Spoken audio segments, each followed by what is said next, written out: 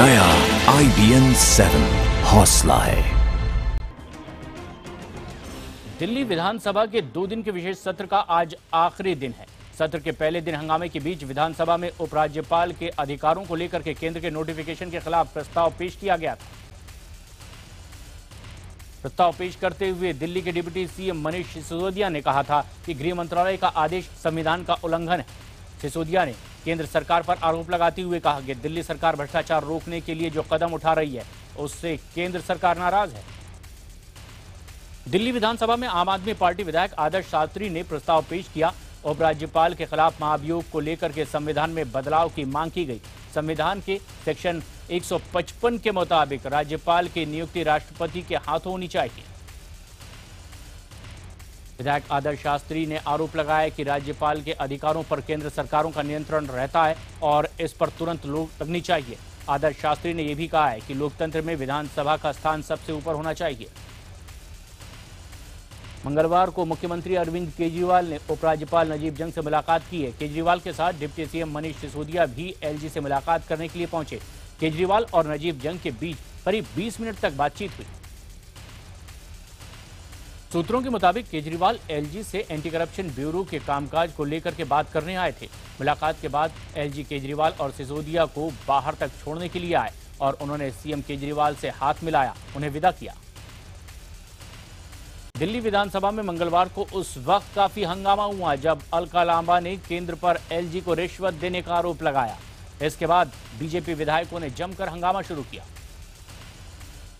Speaker ने BJP के विधायक ओम प्रकाश शर्मा को मार्शल के जरिए बाहर करने का आदेश दिया। मार्शल बकायदा ओपी शर्मा को अपने साथ बाहर लेकर निकलते दिखाई दिए। विधानसभा से बाहर निकाले गए बीजेपी विधायक ने स्पीकर पद के दुरुपयोग का आरोप लगाया।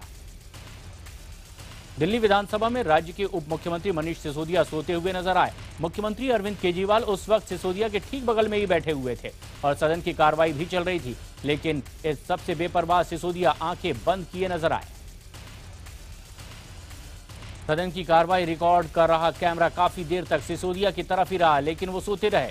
सिसोदिया के साथ ही पार्टी के कुछ विधायक भी ऊँघते हुए तस्वीरों में कैद हुए हैं। दिल्ली सरकार में कानून मंत्री जितेंद्र सिंह तोमर ने मंगलवार को दिल्ली हाईकोर्ट में अर्जी डाल करके दिल्ली बार काउंसिल की कार्रवाई पर रोक लगाने की मांग की है। दिल्ली बार काउंसिल में आज तोमर को फर्जी डिग्री मामले में अपना जवाब देना है। फर्जी डिग्री मामले में दिल्ली हाईकोर्ट ने बार काउंसिल को भी अपने स्तर पर जांच करने को कहा था।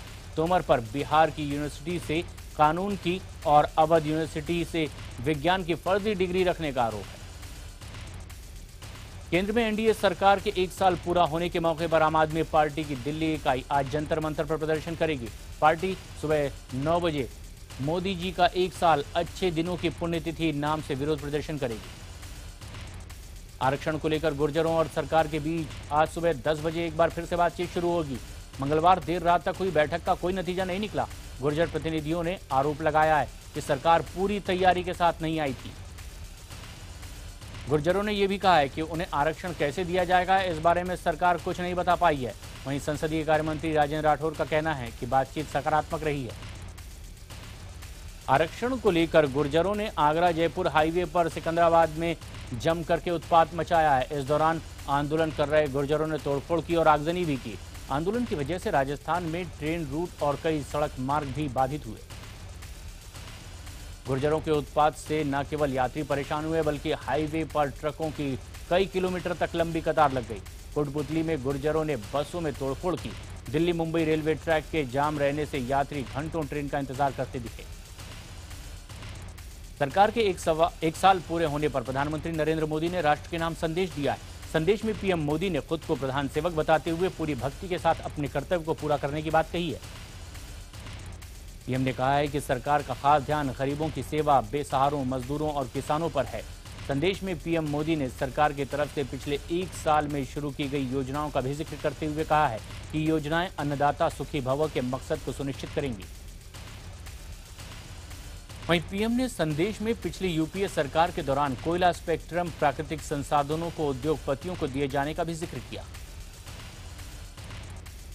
बीजेपी के राष्ट्रीय अध्यक्ष अमित शाह ने सरकार के 1 साल पूरे होने पर प्रेस कॉन्फ्रेंस की और धारा 370 और राम मंदिर जैसे अहम मुद्दों को लेकर पूछे गए सवाल का जवाब भी दिया। और कहा बीजेपी अध्यक्ष ने कहा है कि उन मुद्दों को सुलझाने के लायक बहुमत सरकार के पास नहीं।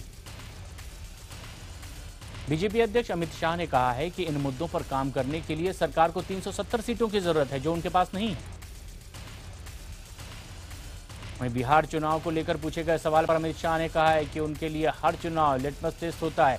प्रेस कॉन्फ्रेंस में मोदी सरकार की उपलब्धियों पर एक बुकलेट भी लॉन्च की गई और 12 भाषाओं में इसे छापा गया है।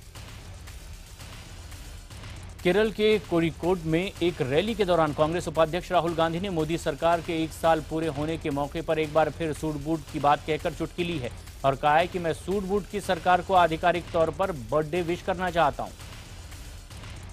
प्रधानमंत्री नरेंद्र मोदी ने विज्ञान भवन में किसान चैनल का उद्घाटन किया। 24 घंटे चलने वाला ये चैनल किसानों के हितों को ध्यान में रखकर बनाया गया है। इस मौके पर पीएम मोदी ने कहा है कि किसान चैनल से लोगों में जागरूकता आएगी। उन्होंने कहा है कि अगर देश को आगे ले जाना है तो गांव को आगे लाना होगा, अगर गांव को आगे लाना है तो किसानों को आगे लाना होगा।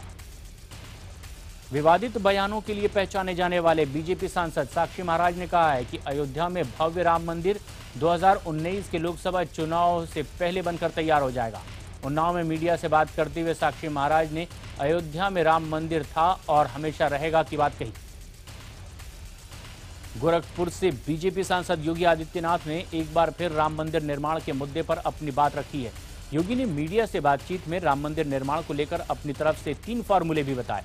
योगी ने कहा कि मंदिर निर्माण को लेकर दोनों पक्षों में बातचीत के जरिए हल निकाला जाना चाहिए। योगी आदित्यनाथ ने आगे कहा कि ऐसा ना हो पाने पर दोनों पक्ष को कोर्ट के फैसले को मानना चाहिए। साथ ही योगी ने जोर देकर कहा कि इन दोनों बातों के ना होने पर केंद्र सरकार को संसद में कानून बनाकर मंदिर निर्माण का रास्ता निकालना चाहिए। आज प्रियंका गांधी रायबरेली के दौरे पर जा रही हैं। प्रियंका सुबह 9 बजे लखनऊ एयरपोर्ट पहुंचेंगी और वहां से रायबरेली के लिए निकलेंगी और विकास कार्यों का जायजा लेंगी। अपनी मां और कांग्रेस अध्यक्ष सोनिया गांधी के संसदीय क्षेत्र में प्रियंका किसानों से मुलाकात भी करेंगी। प्रियंका सरेनी और ऊंचाहार विधानसभा में गांवों में जाएंगी और प्रियंका के बाद 28 मई को सोनिया गांधी का रायबरेली पहुंचने का कार्यक्रम है। सोनिया का रायबरेली में रहने का 1 दिन का कार्यक्रम। राजधानी दिल्ली एनसीआर समेत पूरे उत्तर भारत में गर्मी और लू का प्रकोप जारी है। राजधानी दिल्ली में भी गर्मी से लोगों का बुरा हाल है। नोएडा में पारे ने सारे रिकॉर्ड तोड़ दिए और 46 डिग्री तक पहुंच गया है। गाजियाबाद में तो लोग गर्मी से बचने के लिए लस्सी और दूसरे शीत पेय पदार्थों का इस्तेमाल करते नजर आए। यूपी के मेरठ में तापमान 45 डिग्री होने की वजह से सड़कों पर सन्नाटा दिखाई दिया। ताजनगरी आगरा पारा 46 डिग्री के पार हो गया और लोग रिकॉर्ड तोड़ गर्मी से परेशान नजर आए। बुंदेलखंड में पारा 46 डिग्री को पार कर गया और लोगों की तादाद अस्पतालों में भी बड़ी ज्यादा दिखाई दे रही है। इलाहाबाद में भी पारा 45 डिग्री के ऊपर चला गया। वाराणसी में गर्मी के साथ साथ बार बार जाती बिजली ने भी लोगों का जीना मुहाल कर दिया। उधर आंध्र प्रदेश और तेलंगाना में 1100 से ज्यादा लोगों की मौत गर्मी की वजह से हो चुकी है। जहां एक तरफ देश के कई हिस्सों में गर्मी का प्रकोप लोग झेल रहे हैं, वहीं जम्मू कश्मीर में बर्फबारी से सैलानी इसका लुत्फ उठाते दिखाई दिए। जम्मू कश्मीर के राजौरी में जमकर बर्फबारी हुई है। बर्फबारी के बाद लोगों ने फिर से गर्म कपड़े पहनने शुरू कर दिए और पर्यटक इसका मजा लेते दिखाई दिए। इस महीने में बर्फबारी से स्थानीय लोग परेशान। यूपी के बहराइच में अस्पताल की लापरवाही और बेरहमी का सबब देखने को मिला है, जब गैंगरेप की पीड़िता महिला को डॉक्टर ने जमीन पर तड़पते छोड़ दिया। पीड़ित लगातार कराहती रही लेकिन किसी को उस पर दया नहीं आई। पीड़ित पानी के लिए आवाज लगाती रही लेकिन किसी ने उसके पानी तक नहीं दिया। बहराइच के दरगाह थाने में मिली जानकारी के आधार पर पुलिस ने गैंगरेप की वारदात का पता चला और आनन फानन में पुलिस मौके पर पहुंची। पीड़ित के चेहरे पर काफी चोट के भी निशान पाए गए। बेहोश पड़ी थी और पुलिस ने महिला का अस्पताल ले जाकर उपचार करवाना चाहा लेकिन डॉक्टर्स ने उसकी कोई सूध नहीं ली। महिला से 8 दरिंदों ने गैंगरेप किया और विरोध करने पर उसे बुरी तरह से पीटा भी। महिला की आवाज सुनकर स्थानीय लोग यहां पर पहुंचे और पुलिस को इसकी सूचना दी। फिलहाल पुलिस ने 4 लोगों के खिलाफ मामला दर्ज कर लिया है। मेडता सिटी डांगावास खूनी संघर्ष मामले को लेकर कांग्रेस की 4 सदस्यीय टीम डांगावास पहुंची है। कांग्रेस की राष्ट्रीय अध्यक्ष सोनिया गांधी ने उच्च स्तरीय टीम का गठन कर घटना में आहत परिवार के सदस्यों से मुलाकात की। कोटा में दलित समाज के पिता पुत्र के साथ कुछ दबंगों ने मारपीट की है। पीड़ितों ने आरोप के खिलाफ शिकायत भी दर्ज करवाई है। घटना के बाद आरोपियों ने उन्हें गांव में न आने की धमकी दी है। इसके बावजूद पुलिस उन पर कोई कार्रवाई नहीं कर रही। मोदी सरकार की वर्षगांठ पर युवा कांग्रेस ने सूट बूट में रैली निकाली और मोदी सरकार के खिलाफ जमकर नारेबाजी की। प्रधानमंत्री का पुतला भी फूंका। निकाली गई इस रैली में बड़ी संख्या में कार्यकर्ता और युवक कांग्रेस के प्रदेश अध्यक्ष भी शामिल हुए। ऑस्ट्रेलिया के दिग्गज तेज गेंदबाज रहे ब्रेट ली ने सौरव गांगुली को टीम इंडिया का कोच बनाए जाने की हिमायत की है। ली ने कहा है कि गांगुली को अगर भारतीय टीम का कोच बनाया जाता है तो ये टीम इंडिया के लिए फायदेमंद साबित होगा। मुंबई इंडियंस के आइकॉन सचिन तेंदुलकर ने आईपीएल चैंपियन टीम के कप्तान रोहित शर्मा की जमकर तारीफ की है। सचिन ने कहा है कि रोहित में कप्तान के तौर पर काफी सुधार हुआ है और वो बहुत बेहतर हो गए हैं और अब आत्मविश्वास से भरे नजर आते हैं। श्रीलंका के पूर्व कप्तान कुमार संगकारा को C8 international cricketer of the year का अवार्ड दिया गया, जबकि भारतीय बल्लेबाज Ajinkya Rahane C8 Indian cricketer of the year का अवार्ड जीता है। भारत के पूर्व कप्तान कपिल देव को C8 life time achievement award से सम्मानित किया गया। नेपाल में सरकार ने स्कूली बच्चों को अकेले सफर करने पर पाबंदी लगा दी है। सरकार ने ऐलान किया है कि एक जिले से दूसरे जिले जाते वक्त स्कूली छात्र अपने माता पिता के साथ ही सफर करें। नेपाल में बढ़ रही मानव तस्करी की घटनाओं को रोकने के लिए ऐसा कदम उठाया गया है। नेपाल में आए विनाशकारी भूकंप के बाद अपनों को खो चुके अनाथ बच्चों की तस्करी यहां तेजी से बढ़ रही है। पिछले दिनों बच्चों के ऐसे 2 ग्रुप को पुलिस ने पकड़ा है जिन्हें तस्कर अपने साथ ले जा रहे थे। चीन में सड़क पर सरेआम एक महिला को पीटने की हैरत अंगेज तस्वीरें सामने आई है। तस्वीरों में साफ देखा जा सकता है कि कैसे एक पुरुष ड्राइवर महिला को कार से नीचे खींचकर लात और घूंसों से बुरी तरह से पीट रहा है। बताया जा रहा है कि महिला ने लेन बदली थी और इसके बाद खफा पुलिस इस ड्राइवर ने महिला की जमकर पिटाई शुरू कर दी। फिलहाल महिला को पीटने वाला शख्स जेल में है। बिग बी ने अपनी तबीयत को लेकर के उड़ी अफवाहों पर विराम लगाते हुए कहा है कि वो बिल्कुल ठीक है।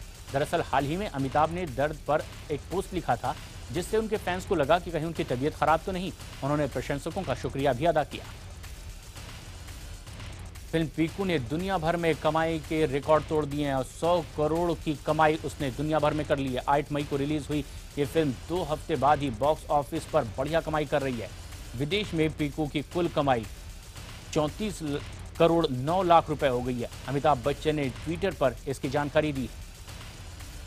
सलमान खान की फिल्म बजरंगी भाईजान का फर्स्ट लुक जमाने के सामने आया है। खास बात यह है कि इस फिल्म से जुड़ी किसी और शख्स ने नहीं बल्कि शाहरुख खान ने अपने ट्विटर अकाउंट से इसे जारी किया है। शाहरुख ने ट्वीट करके सलमान की आने वाली फिल्म का पोस्टर जारी करते हुए लिखा है कि मुझे लगता है कि बड़े हीरो होने से बड़ा है भाई होना। बजरंगी भाईजान आ रहे हैं 2015 की ईद में। आपको फर्स्ट लुक कैसा लगा?